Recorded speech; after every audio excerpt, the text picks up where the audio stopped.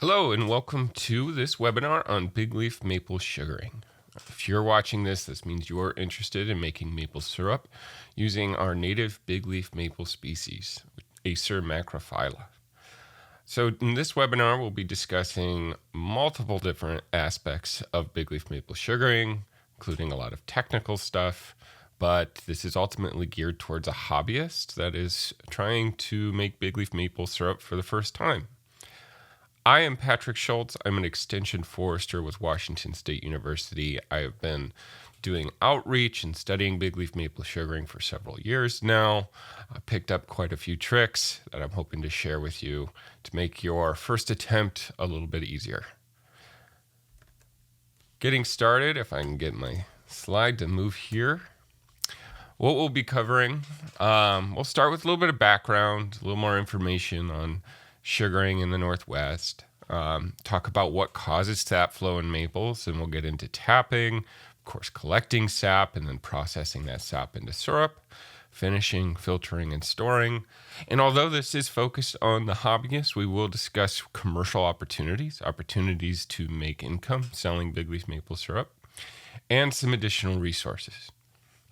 All right, so jumping into it, as I promised, a little bit of background on sugaring in the Pacific Northwest. It should come as no surprise that maple syrup is really more synonymous with states like Vermont or Michigan or New York, not so much Washington, Oregon.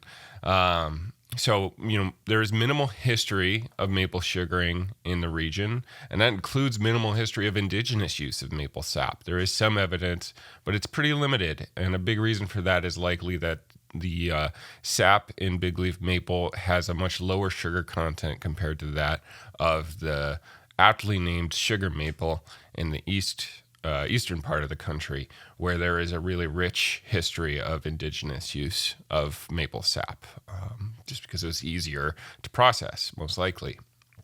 Now, that doesn't mean that people haven't been doing it in this region, but it's been predominantly hobbyists. I've met people that have been doing this for decades, using maples in their forests.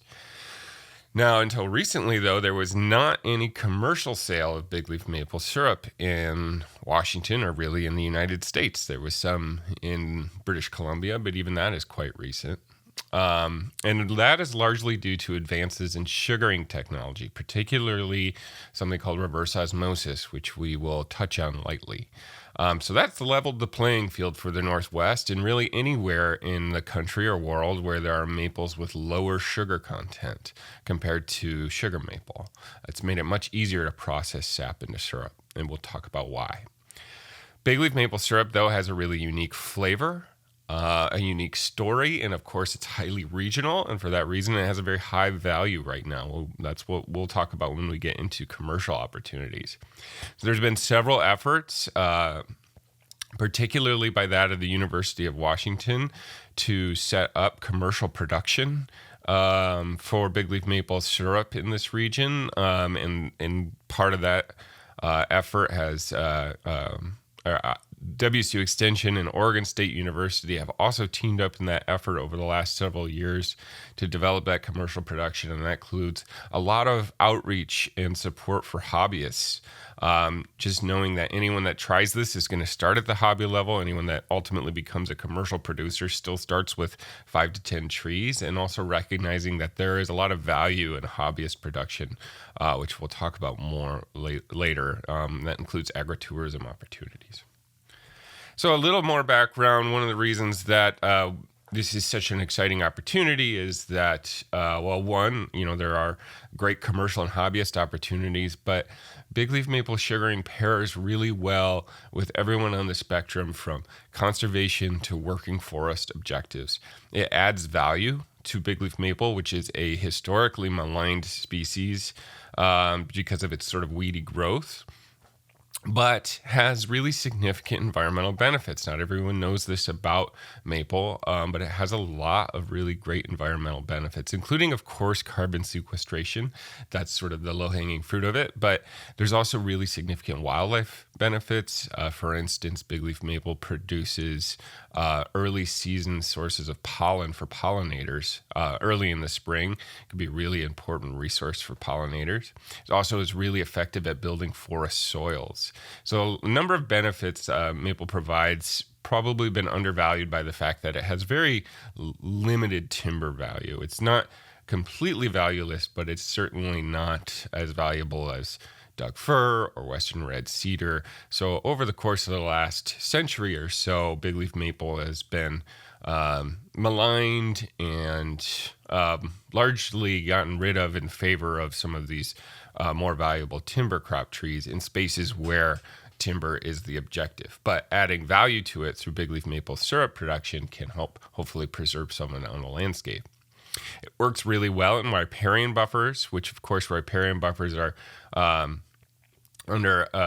there's a lot of efforts out there to support the adoption of riparian buffers to protect and enhance fish habitat. And what this does is it can create working buffers, or buffers where there's continued opportunity for agricultural production or production for personal use for landowners.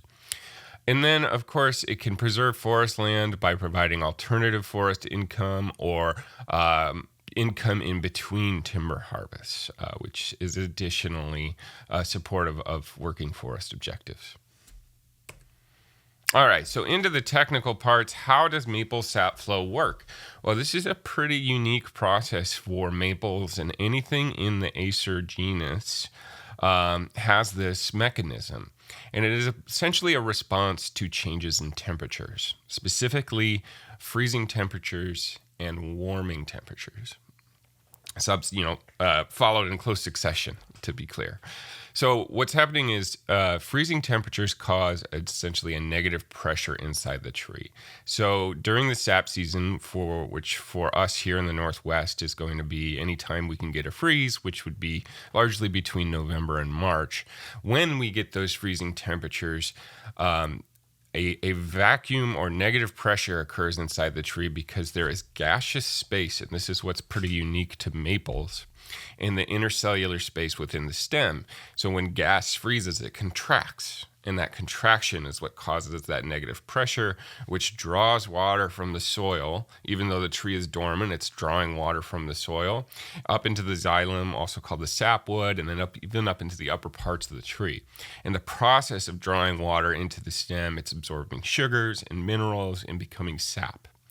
The warm temperatures, eventually, when after the freeze is over and the temperatures warm up, that sap thaws and begins to move downward. And the higher relative pressure inside the tree compared to outside the tree pushes the sap out through a tap hole that we drill in the tree. So that sort of mechanism of response to freeze thaw is very unique to maples. Other trees do produce sap, such as walnut and sycamore and birch, but that freeze thaw mechanism is really unique to maples. Birches, for instance, produce sap through a response to root pressure caused by warming soil in the spring, so a little bit different. But really important to understand this mechanism because it's going to determine when you tap in particular, which we'll talk about timing later. So what's in the sap? I mentioned that there's minerals. This is one of the beautiful parts about maple sap and maple sugar ultimately, is that it does tend to have a more diverse profile of nutrients compared to things like cane sugar or corn syrup. So there's minerals, vitamins, amino acids. Of course, there's sugar in there and lots of water. As we mentioned before, bigleaf maple syrup has a pretty low sugar content. It's generally around 1 to 1.5% by volume sugar. So a lot of that water has to go eventually, and of course we'll talk about that during the processing part. So one of the questions I always get is, does taking sap hurt the tree? The answer is technically yes. You're drilling a hole in the tree, which you are causing a wound, and you are withdrawing some resources from the tree. But we know from longitudinal studies on trees, tapped in the East Coast at least, comparing trees that have been tapped their whole life versus trees that were never tapped, that it really is a negligible causes a very negligible difference in growth, which is a really good reflection on health and stress.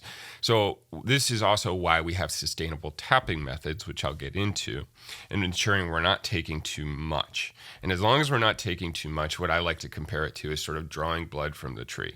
You can go and you can donate blood, once a month or so, and as long as they're not taking too much, you're going to be just fine. And that is essentially the same process as the same is true for a tree as long as we're following those sustainable tapping methods.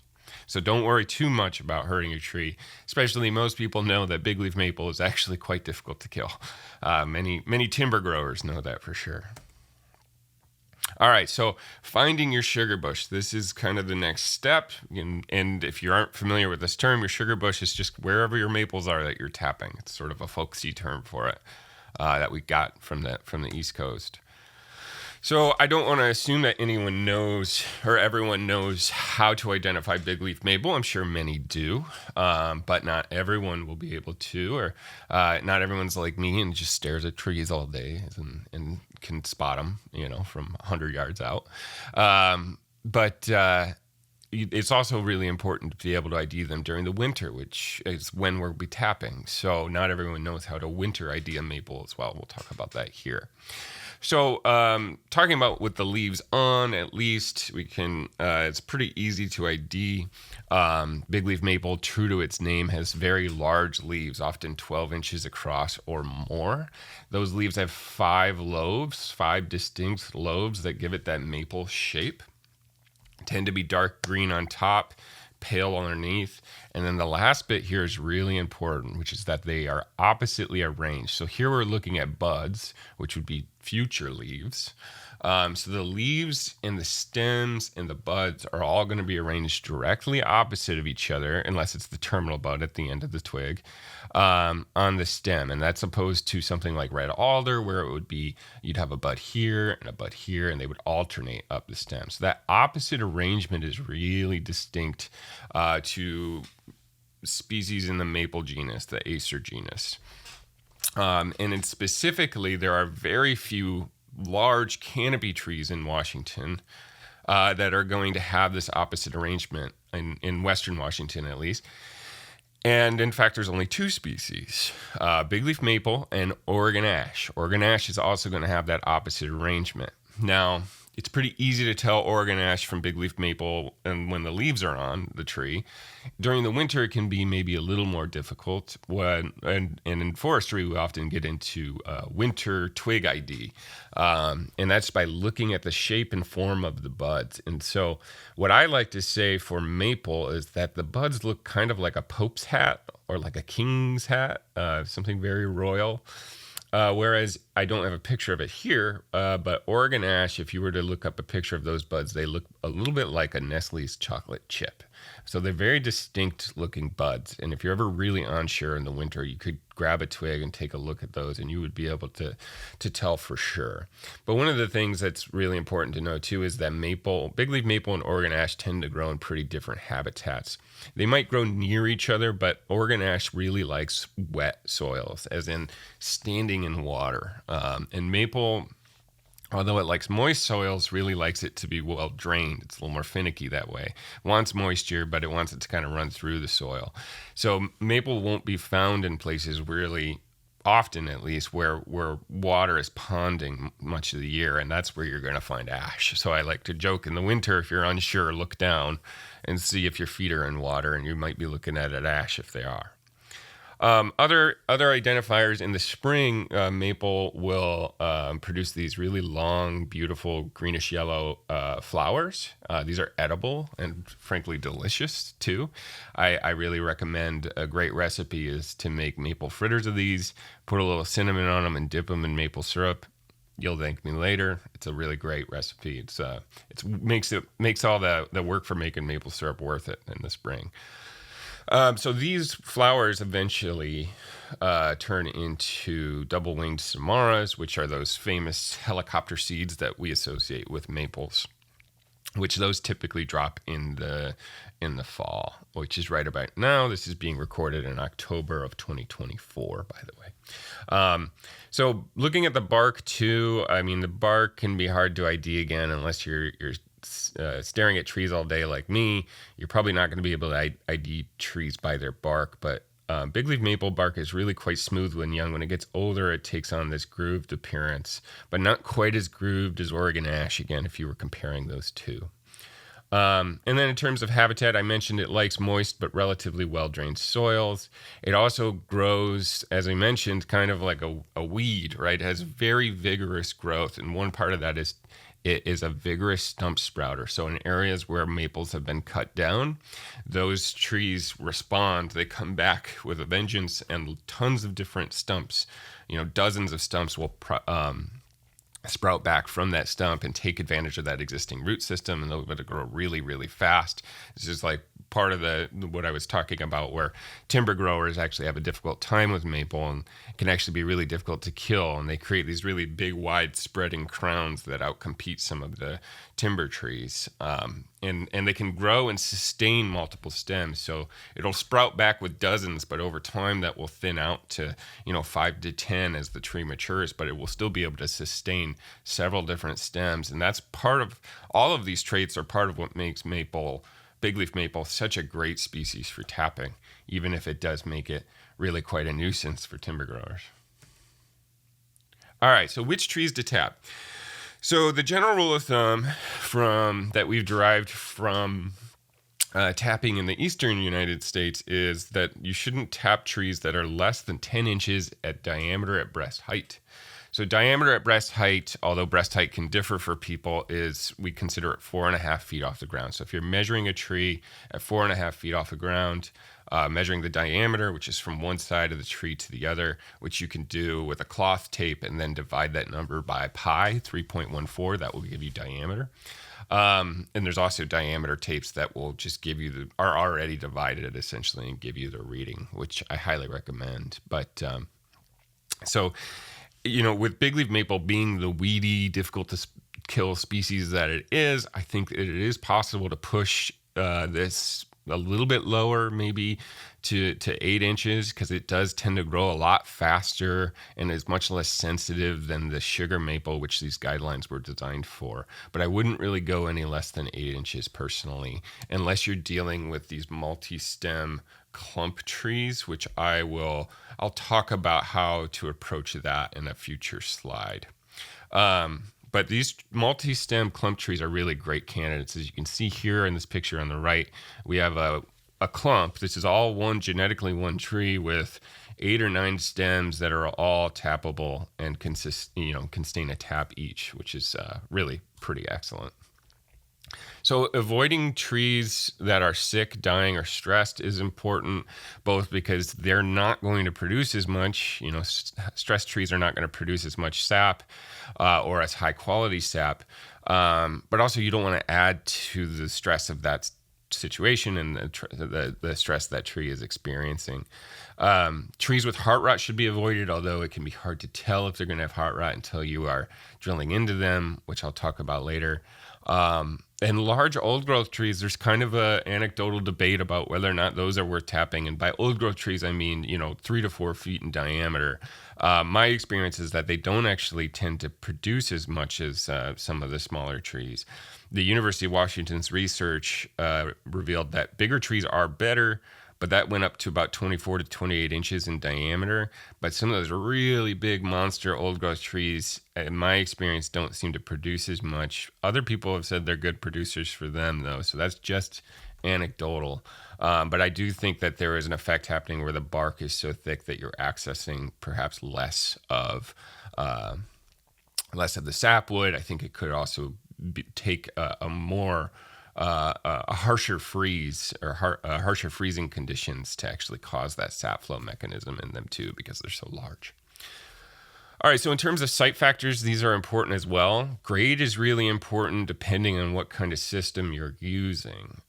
So for instance, a very flat terrain is great if you're just going to hang buckets and bags off of trees, which is how most hobbyists will start, because that makes it really easy to get around and carry the sap and all of that.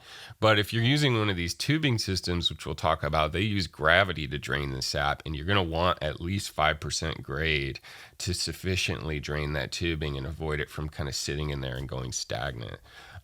So grade is important. Water table is also important. Generally, sites with more water are going to do a little bit better because, of course, you need that water in the soil to create the sap later on when you get those freeze-thaw conditions. Elevation is important. Of course, for most landowners, your elevation isn't going to change that much from one side of your property to the other, and it's more of a macro site condition. But if you're at a higher elevation, you're probably going to experience more freezes and get more sap throughout the season. Now, that said, there are microsite conditions like frost pockets where trees might experience freezing a little bit more frequently, and those could be better candidates potentially for tapping.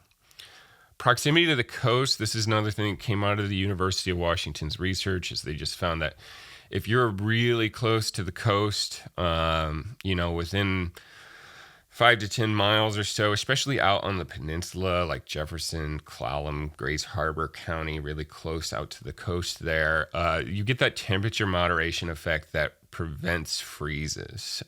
So it's going to be a little bit harder to get that sap flow mechanism. It's less true for counties like Snohomish or Whatcom, which are on the Sound, a little bit more buffered inland. They tend to get some pretty good freezes still.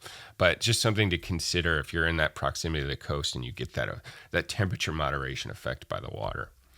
And then site conditions like heavy metals or pollutants in the soil are also important to consider.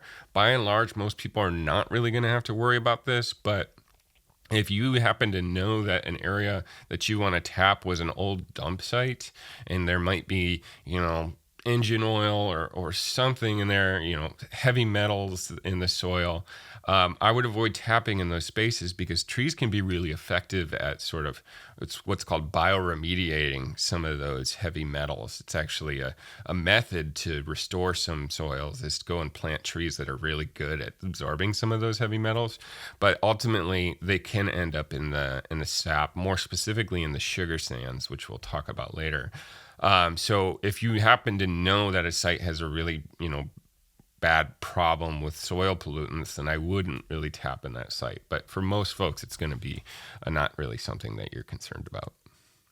All right, so the basics of tapping. Timing is, of course, incredibly important. I mentioned that before. So this is one of the key things that all hobbyists should take away from this presentation is about timing when you drill your tap holes. All right, so we mentioned that the sap season starts as soon as temperatures can get below freezing. So that's November to March in Washington. Of course, that depends on your elevation. At higher elevations and further north, you're going to have a little bit longer of a season than, say, in the lowlands, just generally speaking. The real meat of the season tends to be about mid-December through the end of February, maybe into that first week of March. You don't really want to tap after March or after the buds start to swell in the spring. You want to make sure you pull your taps because you'll get what's called buddy sap, which tends to take on a strange flavor. So that's really when we know the end of the season is coming because you can get freezes even into April, but by then the buds have started to swell and that really affects the flavor of the sap. So that's the window for the season. But again, most of the big sap runs are going to be between mid-December and the end of February. Now, that doesn't mean that you should go out December 1st or December 15th and tap a tree and just kind of wait for the sap. So once you place your taps, once you drill that hole in the tree is going to start healing almost immediately. And those taps are only viable for 4 to 6 weeks. So it's really important for good sap flow that you're taking advantage of a fresh wound. That's why you want to tap right before or while the sap is flowing. And that means if you're confident that you're going to get a really good freeze overnight, you might tap the day before. but more likely you're tapping the morning after, having known that you got a really good frost. And by a good frost, we don't just mean it was 30 degrees for a couple hours. You really want sustained, like 6 to 8 hours at 30 degrees or less. That's what's going to give you some decent sap flow worth taking advantage. Or even better, when we get those hard freezes where we'll spend a whole day below freezing and we'll get some snow that sticks around for a few days. Those are what cause really great sap flow. So, but in those circumstances, you're tapping out there while the snow is on the ground. You're not doing it in anticipation, because of course you can get burned. Weather predictions are not 100%. They've certainly gotten better over the years. But you don't really necessarily want to bank on that. And of course, this requires keeping a really close eye on the weather. I joke that maple sugaring is not that much work. It's just a lot of work right now. And sometimes you kind of have to drop everything to do it. And sometimes that's not feasible for folks, and I understand that. But most of the time it can work out, and you can work it around a work schedule as well. But it does require keeping a close eye on weather predictions throughout the season.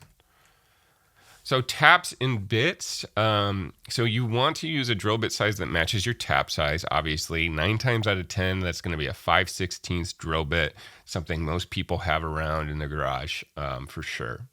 So you want to drill a hole straight 2 inches deep into the wood. I have a video here, sort of low quality.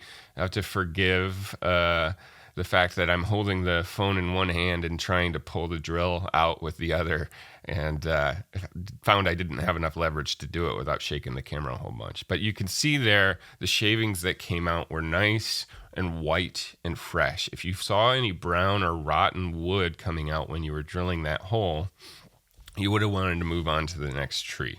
That can introduce all kinds of bacteria and fungi, and frankly, it's not good sapwood, so it's not going to produce much sap. So once you've got your hole drilled, you place your tap immediately and use a hammer to gently, or rubber mallet to gently hammer it in. You don't want to put your full weight behind it.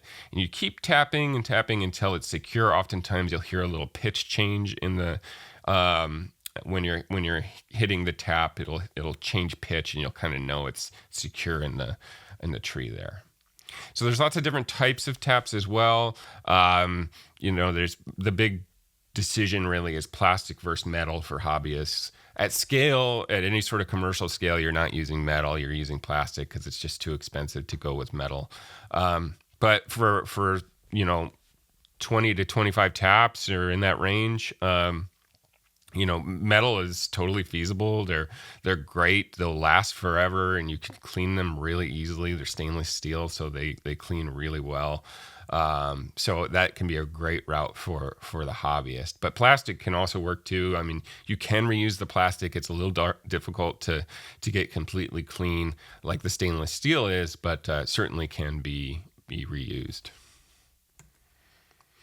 So placement and number of taps. So this is where we'll talk a little bit about managing these multi-stem trees and like where you can put your taps on the tree. The question I always get is vertically, where should I be placing my tap?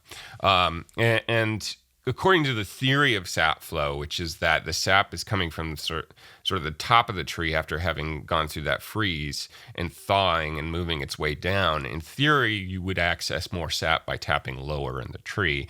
But ultimately, in the grand scheme of the height of the trees you're tapping, it's really going to be a negligible difference to tap, at eye level or chest level compared to like down on the ground. So it's really up to you. I recommend doing what's easiest, frankly. If you're using buckets and you're hanging them off the tree, you certainly don't want to put it high up because that's going to be really difficult to get off. And if you don't want to lift a bucket of water off the ground too, and you just put it at chest level, that can be a little bit easier. Generally, though, you do want to avoid knots, crooks, crotches, anywhere on the tree where you're getting a lot of tension wood. That's not gonna produce as well as a place with nice, clean sapwood. So that you can have technically more than one tap per tree if you have a big enough tree. So 10 to 20 inches would sustain one tap, 20 to 25 inches could sustain two taps, and then greater than 25 inches could sustain three taps. But we never do more than three taps. And one of the reasons for that is as you're tapping, you're creating scar wood that you have to avoid in future taps and future seasons. So this is part of that sustainability of ensuring we're not creating too much scar wood, not taking too much from the tree, and we can sustain tapping over time, which I will talk about on the next slide, actually. So working with multiple stems in the tree, as I mentioned, stems over 10 inches, they can each be treated as an individual tree, which allows for more taps per tree. So in that picture I showed before where I had multiple stems over 10 inches and each one had a tap on them, I can do that for years and years, which is really great. It's a really big benefit of tapping bigleaf maple. So in smaller stems or clumps with or multi-stemmed trees with smaller stems, a little bit younger, like what you see here on the right, you may be able to get around that 10-inch lower limit by tapping. There's a couple different approaches here. One would be to tap the stems that you think aren't really going to make it, the ones that are kind of getting thinned out. And you can see here that there's some stems like this that are a little bit smaller, this one and this one here. If I look up and I see that those canopies of those individual stems are pretty weak, you can get a really strong sense that the tree is kind of weeding those stems out, and it can't hurt to tap them. They won't produce as much sap as the bigger stems, but you're not really affecting the long-term health of the tree or your ability to tap the tree in the future by tapping these stems that are already going to thin out, especially if you're going to go, you're going to go and thin them out next year or something like that. So that's one approach. Another approach would be to tap some of these bigger stems, but essentially alternate between them each year. So every time you tap, you move to a different stem. So each stem gets a break and is allowed to continue to grow until they hit that 10-inch mark. And then they can be each tapped at the same time. So that's an approach if this is what you're working with. If this is all you have is slightly smaller stems and you really don't want to have to wait, 5 years for them to get 10 inches. That can be an approach. It's certainly pushing your limits a little bit. But I think, again, because bigleaf maple is so vigorous and so difficult to kill sometimes, that it would probably go fine for you as long as you're following those methods and not, placing a tap on each of these or multiple taps. Okay. So one of the biggest reasons for this, as I alluded to, is that when you're tapping, you're creating scar tissue. So some people may be familiar with the phrase, people heal, trees seal. And what that's referring to is that when we're wounded, if I cut my finger, my body's going to cover that with a scab and then it'll heal over and I may have a scar, but ultimately, that finger's going to stick around. With trees, most of the time, what they're doing is if you get wounded, if that tree gets wounded in an area, it just completely seals it off and then says, I'm done with that. I'm not allocating any resources to it. It seals it off so that as it rots, none of that bacteria will get into the rest of the sapwood and it won't affect the health of the tree. So they just seal off wounds and kind of forget about it. They don't really try to regrow that wood. So when you're tapping and drilling a hole, and you can see here, these are old tap wounds. They're not refilling that wood with sapwood. You're never going to be able to tap that space again. That's why we call it non-conductive wood, or it's just tap scars. There's a lot of ways to refer to it. So you can't tap in the same spot twice, and that's a really important component for that sustainability piece. So as I mentioned, trees begin healing immediately and should be tapped every 4 to 6 weeks if you're trying to take advantage of a fresh wound and get good sap flow. And really that kind of comes down to you and how your season's gone so far, how much time and interest you have in retapping again within the season. Because again, our sap season goes from December to February. It's totally possible that you could tap 3 times in a season.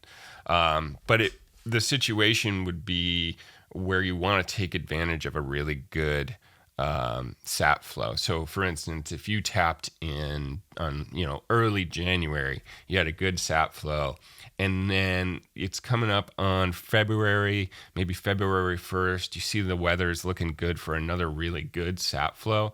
You have to decide, do I want to go and retap, or do I want to see what I get out of my existing taps, even though they're 4 weeks old and I might not get as much? So it's really kind of a your choice situation. I personally don't tap more than twice in the season, just to kind of make it easier to sustain that tapping long term.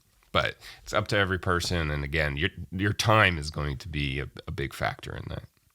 So regardless of whether you're tapping within the season, retapping within the season, or tapping in future seasons, there is a tapping pattern that helps you keep track of that previous scar wood and avoid it in the future.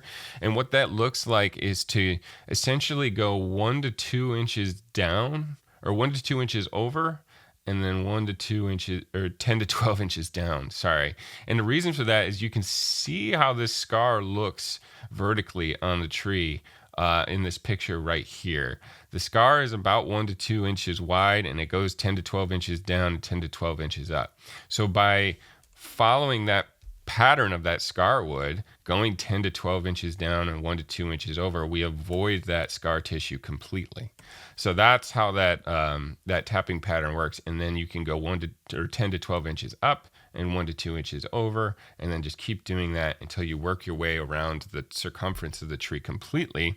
By the time you get back to this face of the tree again, you will have put on enough sapwood growth to be able to tap that area again without hitting scarwood. So that's the idea behind a tapping pattern.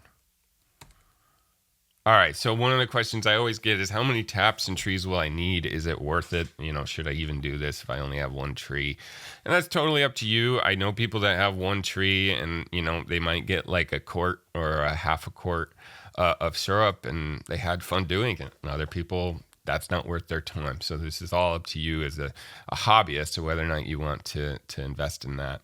But really, it kind of depends on a lot of factors. Ultimately, I can't ever tell you how much your one tap is going to produce. Tree size obviously has an influence on it. As we mentioned, bigger tends to be better.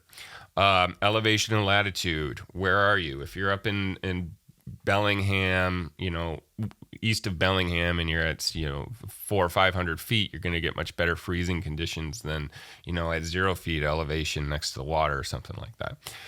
So water table, obviously, and site conditions that we mentioned before. Variability in the season. We have good seasons and we have bad seasons. We have seasons where we have lots of good freezes, and we have seasons where it's just pretty mild and we don't really get any hard freezes. So that's obviously going to affect sap flow.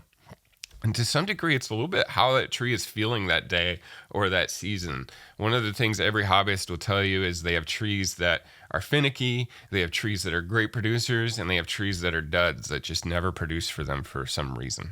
And you kind of learn that over the course of multiple seasons. And, some trees will produce one year and then they won't produce the next year. And it's kind of uncertain as to why that is, but you as the landowner, person tapping your trees, you're going to have to get to know your trees a little bit better.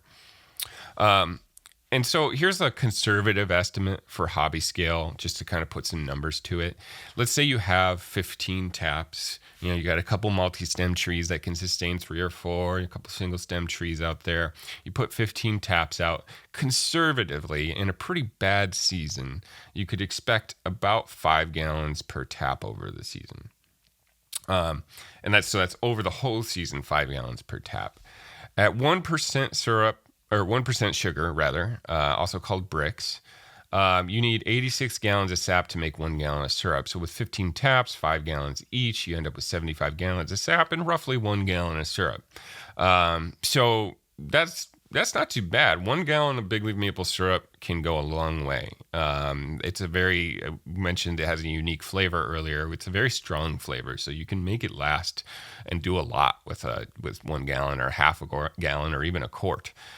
You can really do quite a bit with that. So at the commercial scale, for people that are interested in that, I can support that, outside of this webinar and talk more, but I wouldn't really do a commercial operation for less than 250 taps or so. I think it would be really important to have about that much to be able to guarantee you're going to have some syrup production, some worthwhile syrup production every year.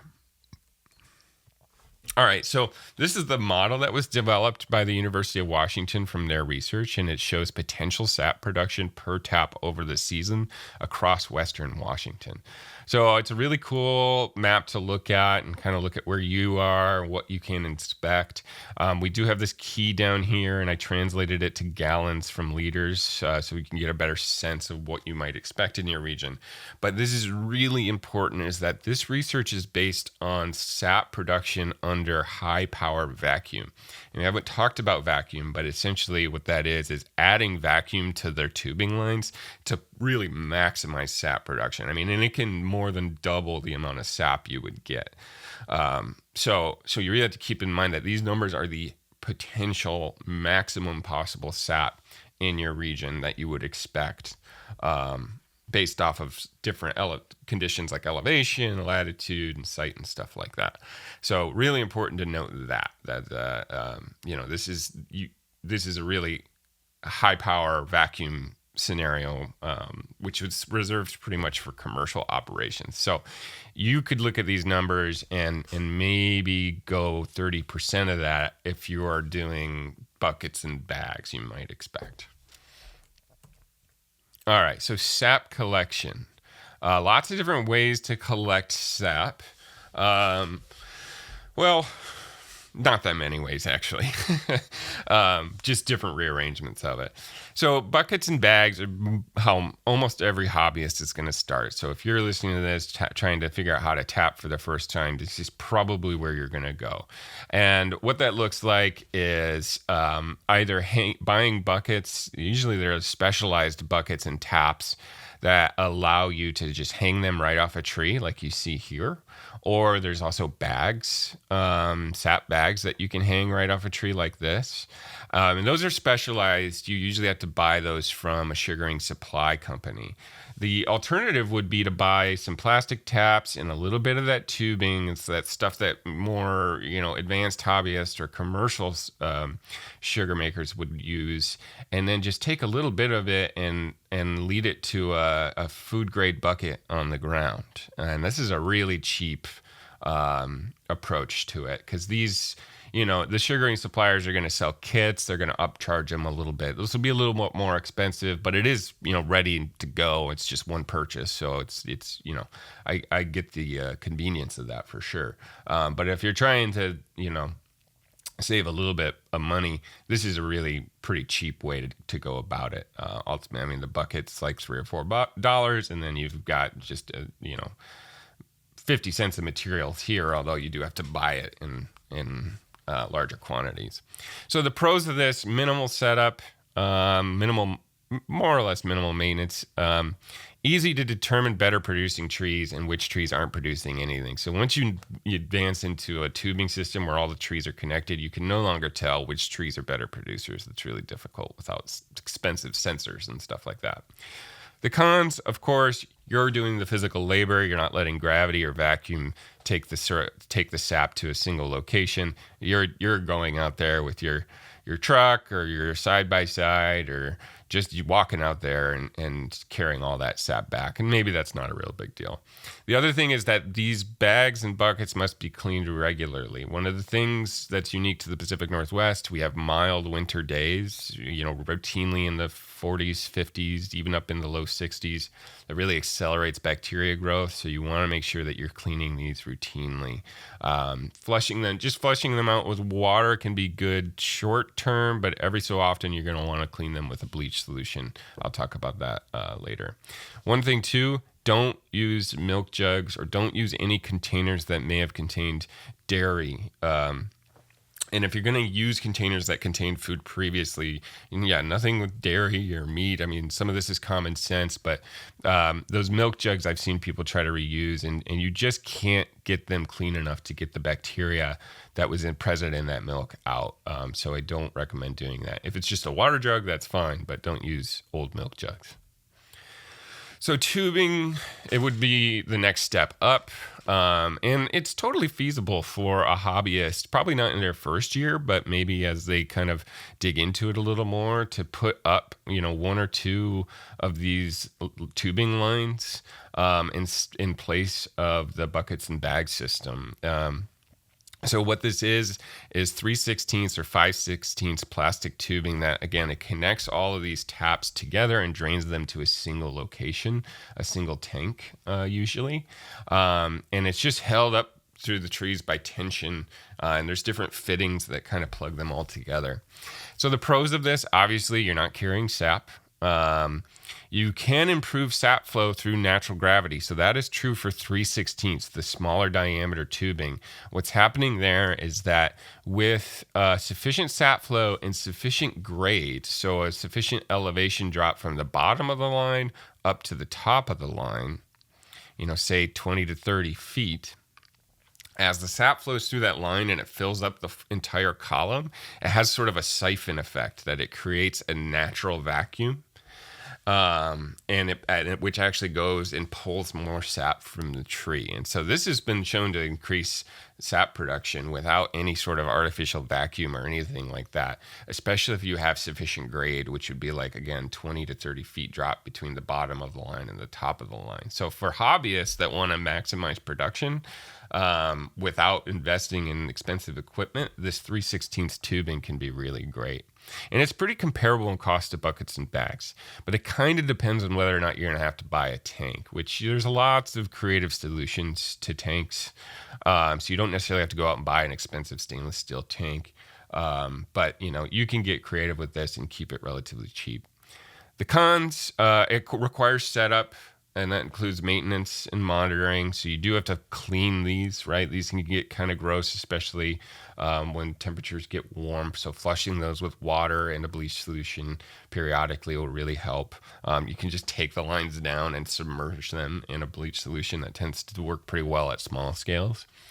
And you also have to watch out for squirrels. Squirrels will get in there and chew for the sugars and the salts. And so they're going to be more of a problem than deer, which a lot of people assume deer or elk will have a hard time and crash into these, but these seem to avoid them really well. It's really the squirrels you got to worry about.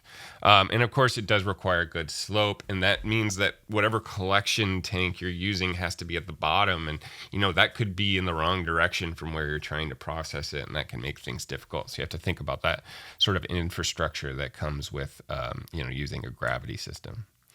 And then, higher up, just to show you guys, what's going on at the commercial scale, at the other end of the spectrum, there's artificial vacuum, which I've mentioned. And there's two types. There's high power and low power. What you see here in this video is a low power vacuum, just called a sap guzzler. And that does help. It definitely increases sap yields. But a lot of times it's meant to just help facilitate that sap draining through the tubing systems rather than maximizing production. At high power vacuum, you can actually get sap out of trees without even having a freeze thaw event. So that's kind of why a lot of commercial users utilize it, because it maximizes existing freeze thaw or sap flows from freeze thaw events, and it can actually allow you to collect sap without freezing temps. Obviously, this is super expensive. No hobbyist is going to be investing in these necessarily, unless it's just you really got a lot of passion for it. And it does require pretty regular monitoring for vacuum leaks, which can be kind of a pain. All right, so dealing with bacteria, I've mentioned bacteria a couple of times. This is really important in the Pacific Northwest because of our mild winter days. Now, we're not worried about this from a food safety perspective necessarily. We're really worried about this from effects on syrup flavor. So what happens there is the sugar that's in the sap that comes out of the tree raw is mostly sucrose. And then as bacteria, and actually really it's yeast, mostly yeast that does this, gets into the sap, it will convert that sucrose into fructose and glucose, which are more burnable sugars, and that will affect the flavor after you're done evaporating and boiling, which can adds heat to it and caramelization, and so that will affect your sap flavor. To get a particularly light flavored syrup, you need to process it soon and before much exposure to yeast and bacteria. Darker syrups are going to be, have been left a little bit longer, generally speaking. So these are the kind of the guidelines that come out of the eastern U.S. Now, it's a little bit different for the Pacific Northwest because Bigleaf maple syrup is an inherently darker syrup, but you can still get lighter grades of that, and typically you're doing that by processing that sap really quickly before it gets much exposure to yeast and bacteria. Now, some people can say, they actually like those caramel flavors, and there's nothing wrong with that. So, you might not have a problem with your sap sitting a little bit longer to make sure, to get that flavor. But that said, if you let it sit too long, it goes from just a nice caramel to like a sort of acrid, acidic flavor. And if you let it go really, really long, you get what's called ropey syrup, which is exactly what it sounds like. It's very goopy. It's not something that anybody really wants to eat. So it's not necessarily all good, and you kind of have to toe that line a little bit. Generally speaking, at the hobby scale, you're going to want to process that sap as quickly as possible because you're really not going to be getting to it. It's going to be hard to get to it early enough to get that really light flavor. You're already working against it because you don't have the technology and equipment that makes it easier to process quickly. So again, processing sap quickly is important. What I mean by that is you want to go out, if you've got buckets and bags, you want to drain those or empty those buckets pretty much once a day, maybe more than once a day if you can, and process that sap. And processing could mean throwing it in your evaporator and boiling it if you're doing that right away. But some people at the small scale, for hobbyists, will actually go and they will freeze their sap, and they'll keep it all season and kind of keep accruing sap and then process it all at the end. And that's a good strategy as well, especially if you have reverse osmosis, which reduces the amount of water, which we'll talk about later. So, but whether you're flash boiling and just kind of doing one long boil over multiple days and just adding sap every day as you collect it, or freezing, whichever one, you want to process it pretty quickly and not let it sit out there for too long. Other tips: use stainless steel if you can, but it is obviously going to be a little more expensive. So other types of containers and stuff work just fine. Like you can use plastic, but make sure it's a tank that you can reach in and clean really easily. If you get a tank that is hard to clean on the inside, I don't really recommend that. Clean buckets, bags, tanks regularly. Avoid fragrant cleaners. Don't use lemon Lysol or anything like that. And the reason for that is you're concentrating the sap, and you're also going to concentrate any remnant of that cleaner that might be in that sap, and that can affect the flavor. So with tubing systems, you want to avoid sags where sap collects and stays. So flush tubing, we kind of talked about that. Generally speaking, there are a number of different things you can use to clean, fragrantless cleaners that you could use.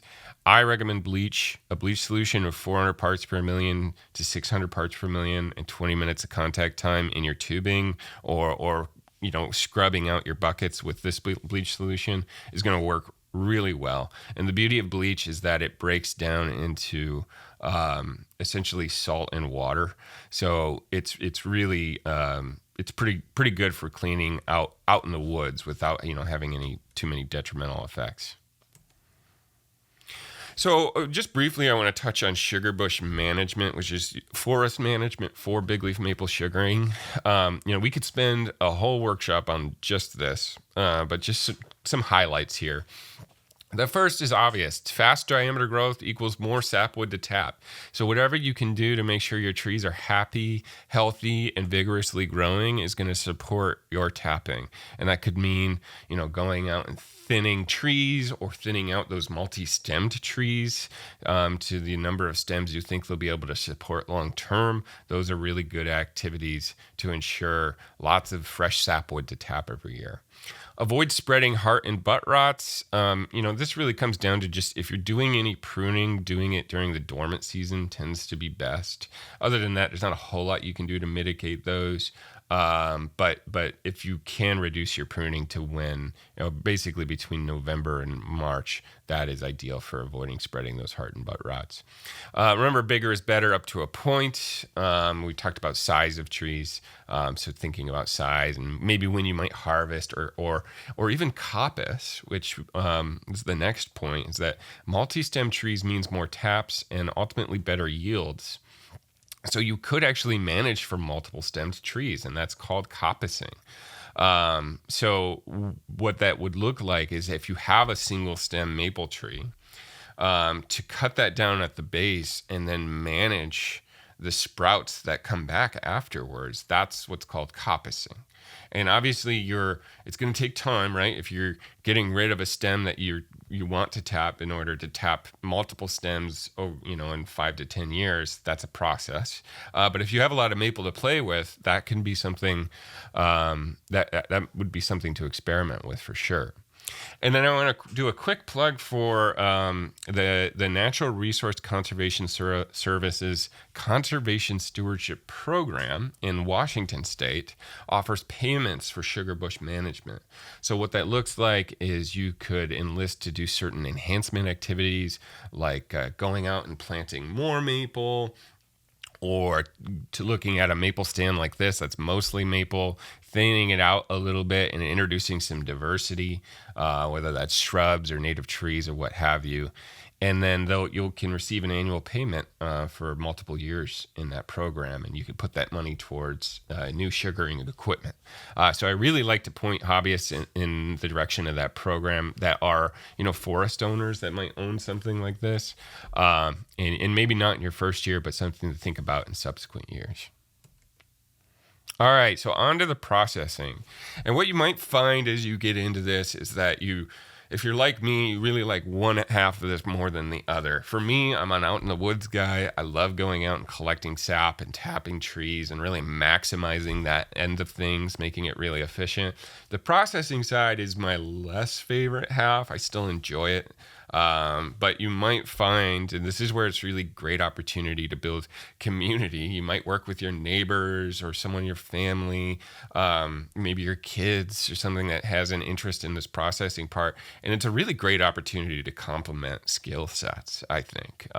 I wish I had someone that would, loved the processing part that would allow me to kind of go and handle the wood stuff and someone can handle the processing stuff. But more often than not, if you're trying this for your first time, you're going to be doing both. But if you've got, family or friends to help you, it's always useful. And if you have neighbors that also might be collecting sap, a boil is more efficient the more sap you have. So I do recommend, trying that out. And again, it's great community building. All right, so starting with sugar content and testing, you've got your sap, it's in your tanks, or maybe it's frozen in your freezer, or whatever. One of the things that's good to know, you don't necessarily have to know, is how much sugar is in that sap raw. And we also call that Brix, and it's just the percent sugar by volume. So big leaf maple sap is usually between 0.7 and 1.5%, usually 1 to 1.3%, really in the middle there is where you see most of the sap sugar percentage. So what that means is, that determines how many gallons of sap you need to make 1 gallon of syrup. And so what we use is called the Jones Rule of 86, which is really just to divide 86 by the sugar content to understand how many gallons you need. So if your sap came in at 1.2% Brix, 86 divided by 1.2 is 72 gallons. That's how many gallons of sap you need to make 1 gallon of syrup. And that's because syrup requires a Brix of 66 to 69. Some people say 68%. So ultimately, you're going from that 1% up to 67%. Roughly. So you're getting rid of a lot of water in the process. So that's why it can be helpful to know how much sugar is in your sap to start with, but it's not necessary. Again, if you're a hobbyist and just beginning, you don't necessarily need to know that. You just throw it in the evaporator and boil it until it turns to syrup. And so, but the thing is, bricks can be tested with a number of different tools, like a refractometer. It can also be tested with a hydrometer. If people are familiar with that, that might brew their own beer. Hydrometers are used for that. They use the density of liquids to measure this stuff. So this on the right here that I'm circling is a what I call a field refractometer. People that keep bees might know this tool well, because it tests sugar by putting light through it and looking at the refraction. So this is a really good tool to be able to test raw sap. If you want to be able to test raw sap all the way up to syrup, a digital refractometer can be useful. This is about $80 or so. And they also have different hydrometers, so you'd have to buy multiple different ones that can test sap and ones that can test at higher sugar percentages. Now, alternatively, if you just want to kind of try it the first year without investing in too much, you can just use a candy thermometer to determine how that sap is approaching syrup while you're boiling. And that's because syrup boils at 219 degrees Fahrenheit. That's 7 degrees above water, which is 212 degrees Fahrenheit. So if you're boiling syrup and you got your thermometer in there, and once it hits 219 up to 220, if you can get a thermometer that has a decimal point, that can be really helpful, because I found it's right between 219 and 220 is when you hit that 67% sugar mark, or right in that range. So that can be a really cheap solution to this sugar testing process. All right, so the whole process consists of this. So I broke it down into 4 steps, which is a hard boil, a finishing boil, filtering, and storing. Now, we'll start with the hard boil, but I want to note, first and foremost, always do the hard boil outside. A lot of people are going to be tempted to do this inside, and unless you're dealing with maybe a quart of sap or something really low, which might give you maybe a spoonful of pre-syrup, don't do it inside. You put off a lot of steam in this process, as you can see in these videos, and that can lead to black mold issues in your house, or there's even been horror stories of in old houses, the moisture building up and ceilings collapsing. So unless you have some sort of industrial grade fan to put that steam outside, I really strongly advise against doing this hard boil, this first stage, inside. Do it outside, and there's lots of good solutions to that, which we'll talk about next. If I can get this to move, there we go. Yeah, so your evaporator is going to be the tool that you use to bring that sap all the way up to syrup. There are a lot of different options at varying costs. We'll touch on homemade options, hobby options, or designer hobby options, I guess. And then all the way, we'll even look at some of the professional evaporators, because they're cool to look at. So, what you see on the right here is a really great homemade solution. An evaporator it consists of 2 parts, an arch, which contains the heat source, and a pan, which holds the water, or the sap rather. And the whole point is to create the most efficient boil. And you do that by making sure that the heat source, the arch is really efficient at channeling the heat towards the pan and having lots of surface area in the pan. And there's other strategies we'll talk about that really increase the efficiency of the boil. And we measure the efficiency of a boil by how many gallons of water per hour it can boil off. So on the right here, we just have a stainless steel stock pot sitting over a fire ring, held up on a grate by 2 cinder block piles, essentially, and a fire underneath it.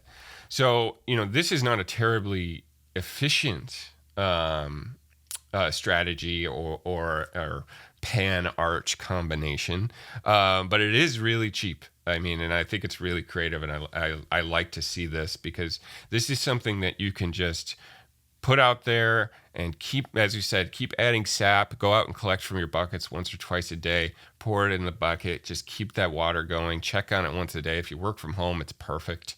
And this costs almost nothing. So, you could go and get the stock pot if you don't have one from Goodwill, get some cinder blocks lying around the house or something like that. So this is going to be on the lower end of efficiency for sure. You might only get 1 to 2 gallons per hour of efficiency. But it's great if you only have a few taps. So, and it's, again, really cheap. So if you wanted to step up from that, you did that one your first year. Now you had a lot of fun. You want to step up. You can build what's called a cinder block arch. And these are also pretty cheap. Cinder blocks aren't too expensive. And what you're doing here is you're sort of enclosing the heat. And you can even put fire brick in there to make it more efficient.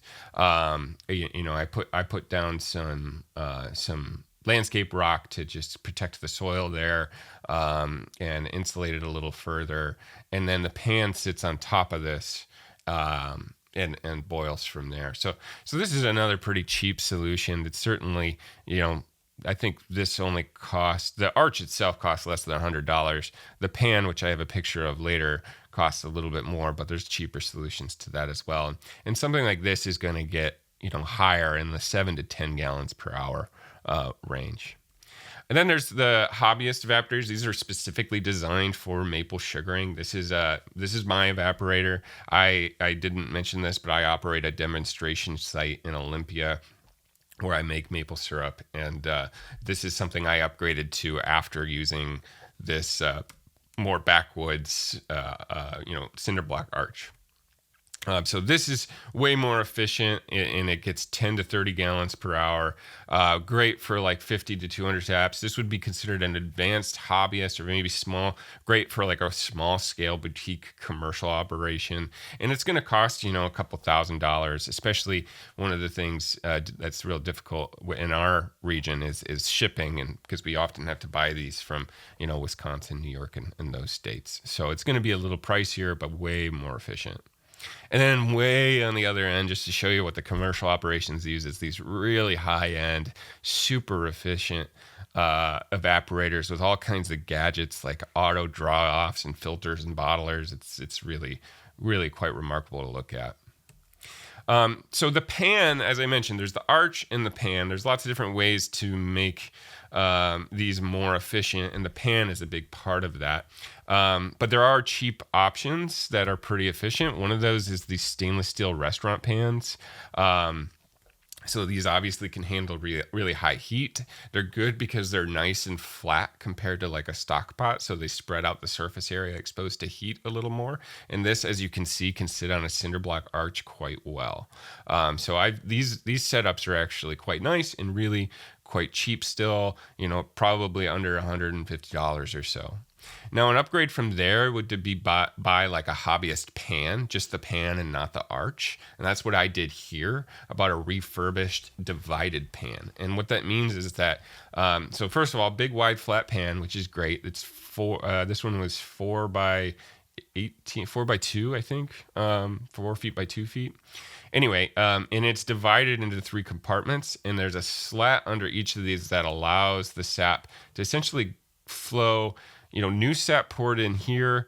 As it boils, it flows up and down all the way down here and pours off here, and it creates a sugar gradient where here is the more dense sugar, pre-syrup, what we would even call it, at a higher sugar content, and this is the raw sap, and that creates a more efficient boiling process. And then at a higher end, more expensive, this is the bottom of the hobbyist evaporator that I showed you that I use now. And it has what's called a drop flue. And so sap runs through all of these lines here. And that greatly maximizes the exposure to heat, and it really hypercharges the efficiency of that boil. So again, as you do this, you'll come up with different ways to create a more efficient boiling system.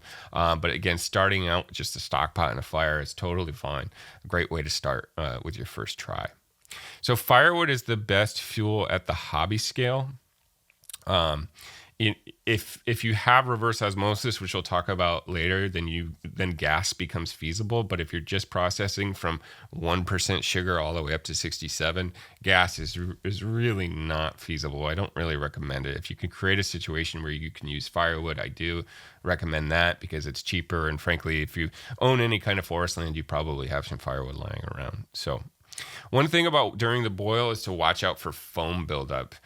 You can see a little bit of foam building up here. This is not problematic, but it can create big puff clouds of foam.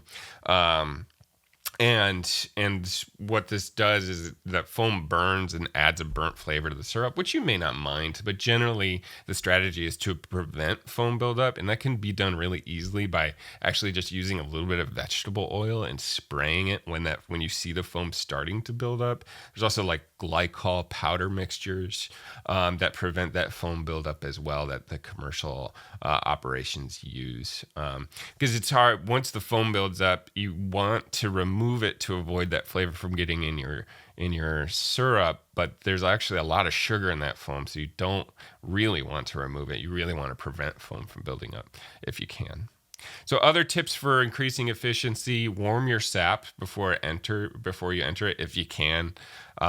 Insulating the stove with ceramic wool and fire brick, or the arch essentially. And we talked about increasing surface area exposed to heat, and then reverse osmosis. I've mentioned this a couple of times, and we can talk about it now. So as I mentioned, this is the technology that has essentially leveled the playing field for the Pacific Northwest. And some people may be familiar with what reverse osmosis is as a water filtration system. Some people have a reverse osmosis in their house to get them purified water. So in the context of maple sugaring, what this does is it concentrates sugar content in sap by drawing out purified water.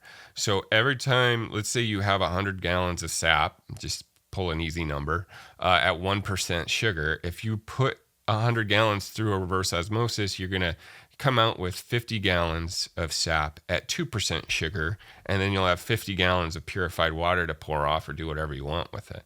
You can run it through again, and you'll get 25 gallons of 4% sugar.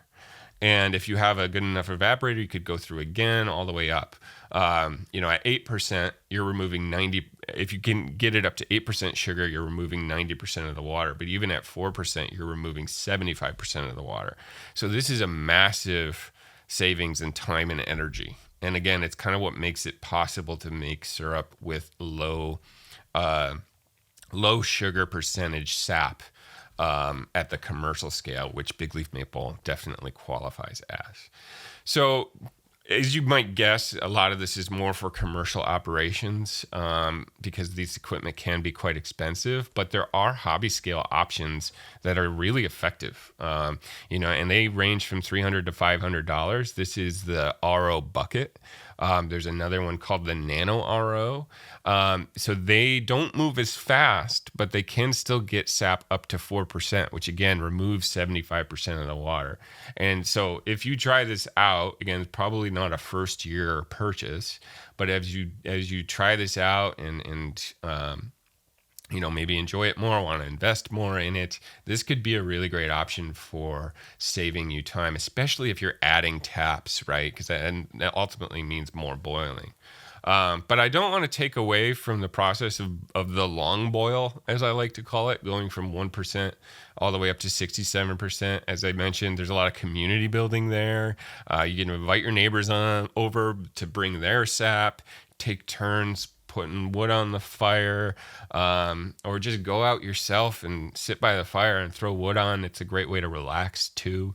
So there's nothing wrong with not using reverse osmosis, but I wanted you to know that this technology is out there and that it is available at the hobby scale as well. All right, so after the hard boil, you want to take your what we would call pre-syrup at this point off of the sort of really high, less controlled heat and bring it to a more refined, controlled heat to bring it all the way up to 66 to 68% sugar. So you're typically drawing off between 30 and 50% sugar. So once you've taken out about half of the water, I really push this. Frankly, I push it more towards 50% because I don't want to have to do a lot of boiling and using gas, essentially. So I might say more like 40 to 50% sugar. That way you don't really have to do that much boiling after that, but it's kind of up to you. But the whole idea of this is that it's just as you are concentrating the sugar and getting rid of water, it's gonna accelerate towards 67% faster and faster. So you want to be able to control that heat a little better. So as you're doing this, keep a close eye, use a low heat, watch for foam buildup again. What happens in these stock pots is if the foam builds up over the entire surface, gas can't escape and the syrup explodes. And trust me, I've done this. I've done this in the kitchen. My wife was terribly unhappy with me. I was upset, so you want to avoid that situation where the foam builds up over the entire surface area of the whatever you're boiling in, because that can be quite messy. So use a thermometer, refractometer, hydrometer, whatever, to watch for that sugar content. As you can see in this picture here, this pre-syrup is at 215.4. I would be pulling it off once it hits like 219.3 to 5 or something like that, if I was only using my thermometer. And again, you're drawing off, or if you're using a refractometer, draw off between 66 and 68%. You might actually draw off a little bit earlier just to allow for some residual boiling, right? Because it doesn't just cool off as soon as you turn the heat off necessarily. So you have to kind of keep that in mind. So why do we use this 66% number? 66 to 68, it's a really good question. Above 68%, you can start to get crystallization, which is the syrup turning to sugar in the jar, essentially.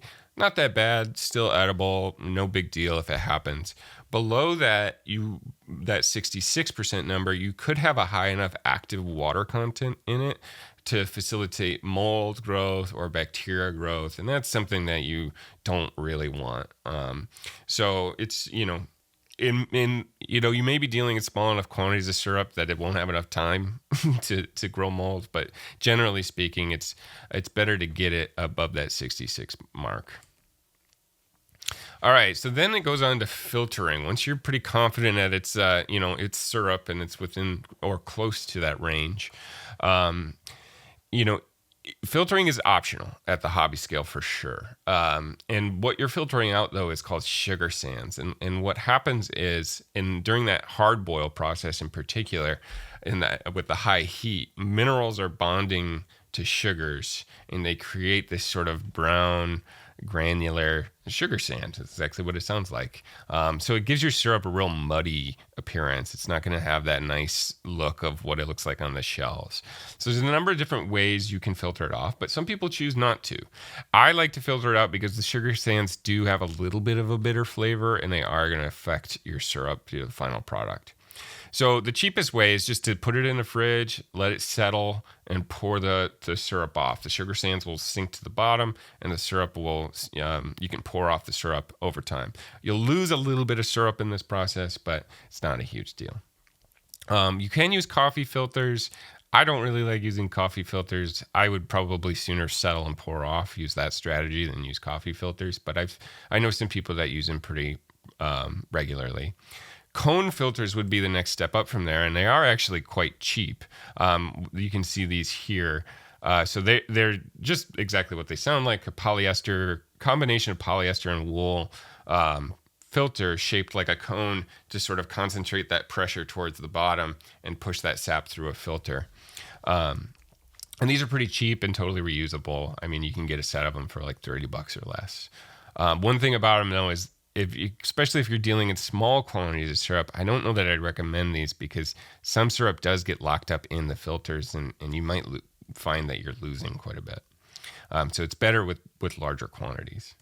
And then a more efficient system that you might see a hobbyist owning, but more likely a commercial operation, would be a flat filter system like this. So this also uses gravity, but there are some that have adapters so that you can hook a vacuum up, and it helps pull the sap through, or pull the syrup rather through and filter it. And then beyond that, they have big expensive machines that are called filter presses, that are much more expensive and more for commercial operations, but much more efficient too. So always filter your syrup while it's hot. That's really important, because it's just, once it's cold, it's going to coagulate, or that's probably not the right term, but I think you know what I mean. It's going to thicken, and it's not going to filter as easily. So you want to filter the syrup while it's hot. Also, I save the sugar sands. I have used them in baking as sort of a substitute for molasses or even brown sugar. one of my favorites is actually to put the sugar sands in whiskey and then filter out for a day or so, and then filter out the sugar sand. And I think what's happening there is that alcohol is stripping the remaining syrup from those sands, and it makes a really nice maple whiskey. So that's something you can do with the sugar sands as well. And then you can also feed them to livestock. You could throw them in your garden, right? It's just nutrients. So there's lots of other things you can do with them. They are edible. Okay, so packing and storing. So if you're just going to throw it in the fridge in a quart jar, a mason jar or something, it can last, up to a year. My experience is in those quantities, it doesn't last more than a month, because people are consuming it, because it's delicious. But, it can last up to if you've got it to that sufficient range of sugar, it'll last up to a year or so. One thing too, if you do see some mold growing on it, you actually can just kind of scrape the mold off and put it back on the stove, bring it up to 190 for several minutes and then it is just to kind of kill any of those mold spores, and you can eat it again at that point. Most people want to avoid that. I would want to avoid that as well, but that is an option. So canning and bottling, though, or more accurately, hot packing, because you don't really need a pressure canner or anything to can or bottle maple syrup. Instead, what you do is after you're done filtering, you bring your syrup back up to 190 degrees Fahrenheit, and then you bottle it hot, put the cap on, invert your bottle for 3 to 5 minutes to sterilize the top, and it's shelf stable. Of course, use sterilized, clean bottles. Should go without saying, but it can be shelf stable at that. And so that's the hot pack method, and it's kind of the standard for maple syrup. So if you do that in glass, it can last 5+ years. I've heard of it lasting decades. Plastic, they don't recommend letting it sit on the shelf for more than 2 years at that point.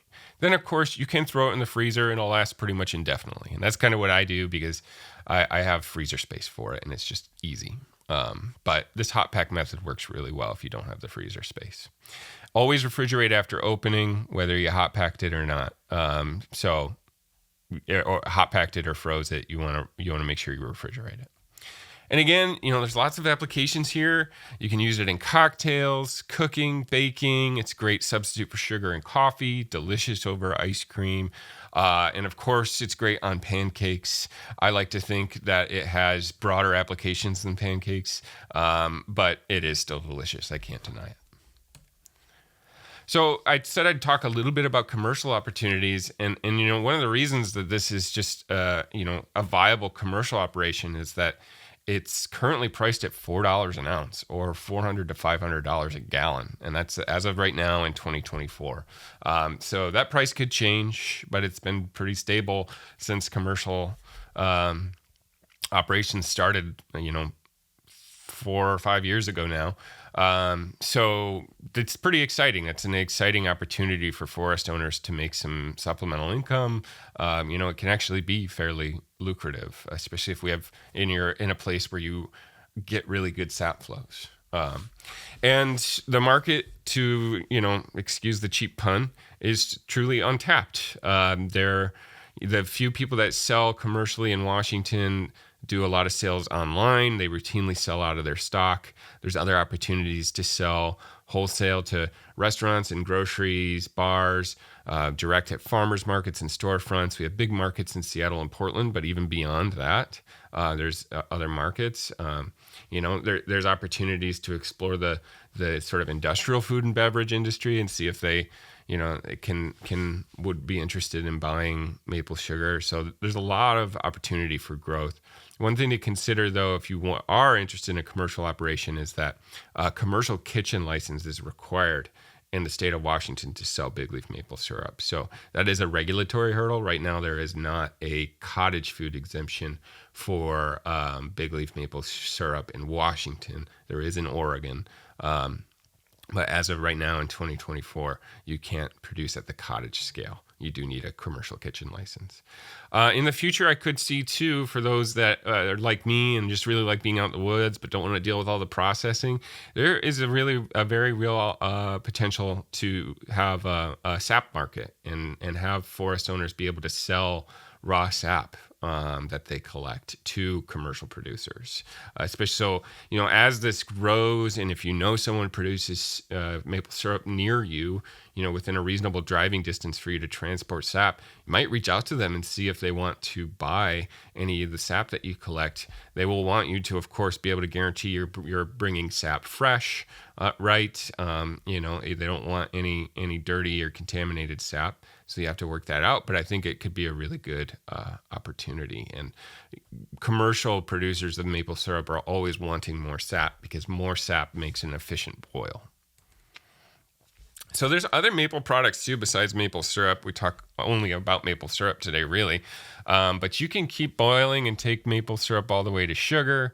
There's other candies like cotton candy, maple candies like this that are like just packed, and they're delicious. Maple cream, maple caramels. You can work maple syrup into different sauces, barbecue sauces. You could not bring it all the way to syrup. You could bring it to like 20 to 30% sugar and try to make wine with it. I did try to do this, but I don't know what I'm doing with wine, and I unfortunately failed. But someone out there that knows more about making wine might want to try this and tell me what I did wrong. And then there's products like maple water. This is something they do with sugar maple sap, is they bring it up to maybe 3 or 4% sugar with reverse osmosis. They probably are like flash boiling it or pasteurizing it to some degree, and then carbonate it or not and sell it as tree water. And there's markets for that. So it's really, there's a lot of flexibility beyond just maple syrup here. But again, I never want to undersell the hobbyist. As I mentioned earlier, a lot of my work is going into supporting a commercial industry in Washington, a lot of others as well, at University of Washington, Washington Farm Forestry Association, Oregon State. We've put a lot of work into that. But the hobbyists present, they provide tremendous value as well. And maple sugaring at the hobby scale provides tremendous value to them. I think it is a great opportunity to foster connection to forest, create learning opportunities, get your family out there, learn about forestry, learn about tapping, learn about the value of bigleaf maple and forests in general. It gets people out in the woods and encourages active management. You're out there monitoring your woods. You might see something that you wouldn't have seen if you weren't out there collecting sap, 2 to 3 times a day or something. And it's an opportunity to stay pretty active during the winter months, which we all need. And I would say it still contributes to a developing sugaring market in this region, which is, could be through equipment sales, but public awareness, maple festivals, lots of agritourism opportunities there as well. So I never want to undersell the hobbyists. So that's all for this webinar. I want to say, though, quickly give you a shout out for some things coming down the pipe. Again, this is recorded October of 2024, having just received a WSDA specialty crop block grant to keep some maple sugaring work going. And that's going to include a number of things, including developing local equipment access to, that's a typo, developing local access to sugaring equipment. So hopefully getting some manufacturers around here to make evaporators and stuff like that. Developing an online Bigleaf Maple toolkit. So this would be a web page with guides and videos and webinars for people, particularly for people that want to do commercial operations, but there will be hobbyist information there as well. Developing forest farming trials to see what else we can grow in sugar bushes that would be commercially viable. Lots of other crops. There's a lot of shade tolerant specialty crops that can enhance the value of a sugar bush. And so we'll be trialing a few of those and seeing what works. We'll also be doing lots of outreach, farm walks, hobbyist workshops. I'll be developing a Bigleaf maple sugaring school at some point for folks that are interested in commercial operations. Something that's not listed here is that I could also provide technical support to people that are interested in developing a commercial operation. So coming out and hopefully helping you design your system. And maybe limited in how often I can do that, but if that's something you're interested in, you should reach out to me. And this will all take place between 2024 and 2027. So here's some additional resources. Of course, you're free to just reach out to me directly, ask some questions. I'm happy to field those. Right now, we do have an Extension Forestry webpage. The hyperlink is listed there. This is where the toolkit will ultimately be, but right now it's kind of a loose list of some resources, some very helpful resources. Oregon Maple Tappers has a great website too as well with some guiding materials. Also in development is a working riparian lands toolkit. As of right now, this is not available yet, but it will be in the start of 2025, and that is the future link for that toolkit. And that will include guides on or resources for maple sugaring, as well as other practices like this, forest farming practices that could be applied to riparian lands to develop those working riparian buffers that I mentioned earlier. All right, well, that is it for me. I hope that you enjoyed this webinar. I hope that you all get excited about tapping whenever the next sap season is for you. And if you have any questions along the way, feel free to reach out.